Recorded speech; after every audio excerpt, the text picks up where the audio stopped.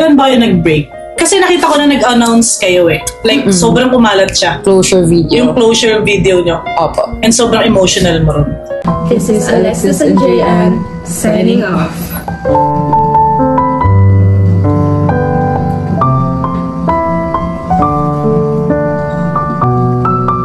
Like, maraming taga-subaybay nyo ang gustong malaman kung ano yung reaction mo nung unang lumabas yung video ng ex mo and yung bago niyang partner.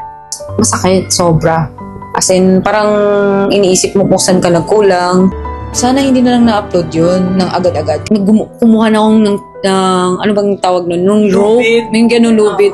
Para sa'yo, kung meron kang gustong sabihin doon sa tao na kinakasama ngayon or bagong partner ngayon ng taong minahal mo, gusto mong sabihin sa kanya.